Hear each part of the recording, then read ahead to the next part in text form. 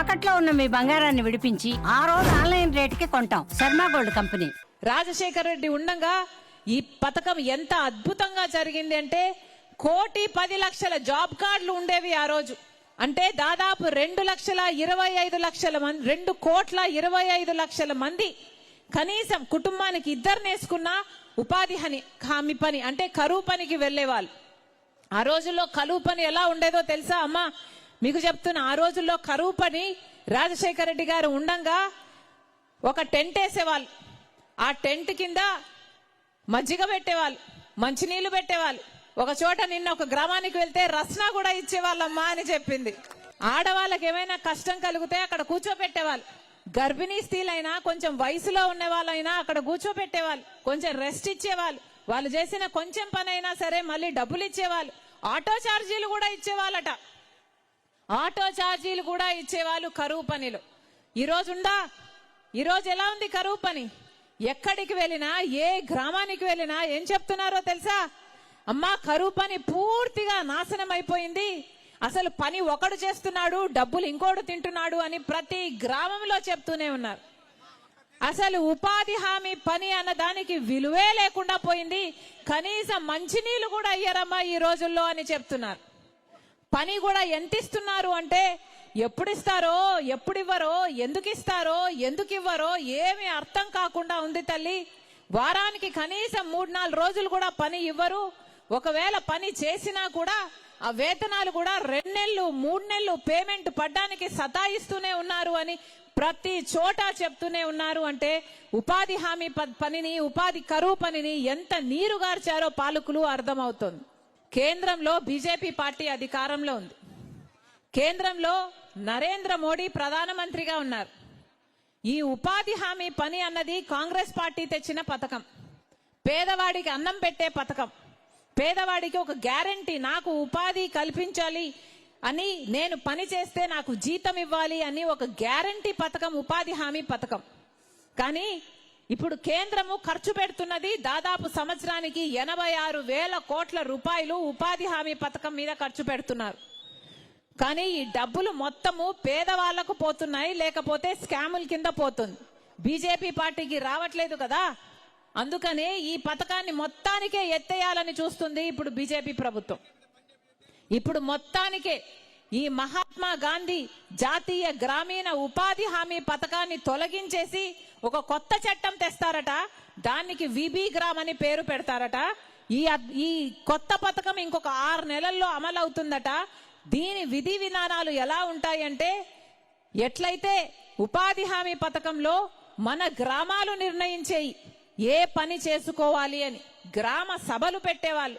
గ్రామ సభలో మా ఊరికి రోడ్డు కావాలా, బావి కావాలా, లేక చేనులో గట్లు కావాలా, లేక పూడికలు తీయాలా అని ఆ గ్రామ సభలో ఉపాధి హామీ పనికి ఏమి చేయాలి అని నిర్ణయించేవాళ్ళు. కానీ ఇప్పుడు బీజేపీ తెస్తున్న ఈ కొత్త చట్టంలో గ్రామ సభల జోక్యమే ఉండదు. అసలు గ్రామ సభలు నిర్ణయించవు ఏ పని చేయాలి. అసలు గ్రామంలో ఏ పనులు ఇక నిర్ణయించరు. పక్కన ఎక్కడో ఒక ప్రాజెక్ట్ జరిగితే అక్కడ ఒక కాంట్రాక్టర్ కింద పని చేసేదానికి ఉపాధి హామీని కూడా అటాచ్ చేస్తారు. అంటే ఒక రోడ్డు పనో లేక ఒక ప్రాజెక్టు పనో జరిగితే వీళ్ళందరూ వెళ్ళి అక్కడ పని చేయాలన్నమాట. అంటే ఆఖరికి ఇది ఎలా తయారవుతుందంటే, గ్రామాలకు పనికొచ్చే ఉపాధి హామీ పనిగా కాకుండా ఆ కాంట్రాక్టర్ కు లేబర్ సప్లై చేయడానికి మాత్రమే ఈ ఉపాధి హామీ గ్రామాలు పనికొస్తాయి. ఇంత ఘోరంగా, ఇంత అన్యాయంగా, ఇంత దుర్మార్గంగా మహాత్మా గాంధీ పేరు పెట్టుకున్న ఉపాధి హామీ పథకాన్ని కూనీ చేయాలని చూస్తుంది బీజేపీ పార్టీ. ఇప్పటి వరకు అయితే పూర్తి నిధులు మొత్తము కేంద్ర ప్రభుత్వమే ఇచ్చేది.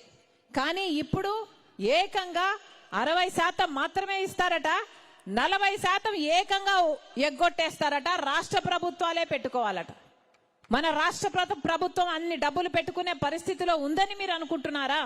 ఇప్పటికే మన రాష్ట్రంలో 14 లక్షల కోట్ల రూపాయలు అప్పుల కుప్ప ఉంది మన నెత్తి మీద, మన రాష్ట్రం మీద, మన బిడ్డల మీద. ఇన్ని అప్పులు పెట్టుకొని మళ్ళీ ఇప్పుడు ఈ పథకానికి కూడా రాష్ట్ర ప్రభుత్వమే 40% నిధులు పెట్టుకోవాలి అంటే ఒకవేళ పెట్టుకోవాలి అన్న చిత్తశుద్ధి ఉన్నా కూడా పెట్టుకునే పరిస్థితి లేదు. మరి అలాంటప్పుడు ఉపాధి హామీకి రాష్ట్ర ప్రభుత్వం 40% నిధులు పెట్టుకోకపోతే, ఉపాధి హామీ నిర్వీర్యమైపోతే ఇక కేంద్రం పెట్టుకునే 60% కూడా పెట్టుకోవాల్సిన పని ఉండదు. ఆ డబ్బులు మొత్తం కేంద్ర ప్రభుత్వం మిగిలించుకుంటుంది. ఇది వీళ్ళు చేస్తున్న ద్రోహం.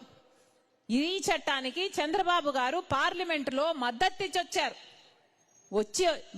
ఇచ్చి వచ్చి మళ్ళీ ఇప్పుడు కేంద్రం చుట్టూ తిరుగుతున్నారు. ఉపాధి పని కోసము మాకు డబ్బులు ఇవ్వండి అని. కేంద్రంలో మద్దతు ఇవ్వడం ఎందుకు, పార్లమెంటులో మద్దతు ఇవ్వడం ఎందుకు, ఆ తర్వాత మళ్ళీ మోడీ చుట్టూ తిరిగి అడుక్కోవడం ఎందుకు? ఈరోజు మన రాష్ట్రంలో ఎంతమంది ఎంపీలు ఉన్నారో మొత్తం అందరూ బీజేపీ ఎంపీలుగా తయారయ్యారు, బీజేపీ బినామీలుగా తయారయ్యారు. చంద్రబాబు గారు ఎంపీలైనా, పవన్ కళ్యాణ్ గారు ఎంపీలైనా, ఆఖరికి జగన్మోహన్ రెడ్డి గారు ఎంపీలైనా సరే మొత్తం అందరూ బీజేపీ పార్టీకే మద్దతుగా నిలబడ్డారు.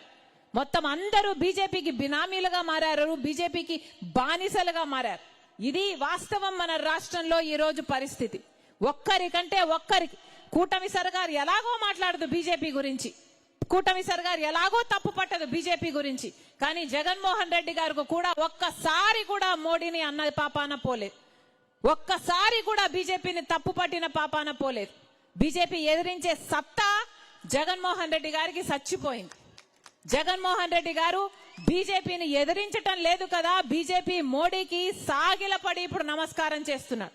మరి అలాంటప్పుడు మన రాష్ట్ర బిడ్డలు ఎలా బాగుపడాలి? ఎన్నో సమస్యలున్నాయి మన రాష్ట్రంలో, ఎన్నో సమస్యలున్నాయి. ఒక్క ఉపాధి హామీ పనే కాదు, మన రాష్ట్రంలో బిడ్డలకు ఉద్యోగాలు లేవు, రైతులు అల్లాడిపోతున్నారు, పండించిన పంటకు గిట్టుబాటు ధర లేదు. ఇలా ఎన్నో సమస్యలున్నాయి. మహిళలు అల్లాడిపోతున్నారు, ఎక్కడ చూసినా లిక్కర్ షాపులున్నాయి. బడులు గుడులు ఎన్నున్నాయో అంతకంటే ఎక్కువ లిక్కర్ షాపులే ఉన్నాయి. ఇలాంటి సమస్యలన్నీ ఎన్నో ఉన్నాయి. వీటన్నిటి మీద పోరాడాల్సిన అవసరం ఉంది. వీరన్నిటి మీద కూడా కాంగ్రెస్ పార్టీ పోరాటం చేయడానికి, మేమందరము పోరాటం చేయడానికి సిద్ధంగా ఉన్నాం. కానీ మేమొక్కరమే పోరాటం చేస్తే మార్పు రాదు. మేమొక్కరము పోరాటం చేస్తే ఏమీ సాధించలేం. మార్పు రావాలి అంటే మీ అందరూ కూడా చెయ్యి మాతో కలపాలి. మీ అందరిలో కూడా మార్పు రావాలి. మంచి ప్రభుత్వం వస్తేనే ప్రజల జీవితాలు బాగుపడతాయి. అప్పుడే రాజశేఖర్ రెడ్డి గారు తెచ్చిన సువర్ణ పరిపాలన మళ్ళీ రావాలి అంటే కాంగ్రెస్ పార్టీ అధికారంలోకి రావాలి. రాజశేఖర్ రెడ్డి గారు కాంగ్రెస్ పార్టీ నాయకుడు. మళ్ళీ అలాంటి పాలన కావాలి అంటే కేంద్రంలో, రాష్ట్రంలో కాంగ్రెస్ పార్టీ అధికారంలో ఉంటేనే పేదవాడి జీవితానికి భరోసా.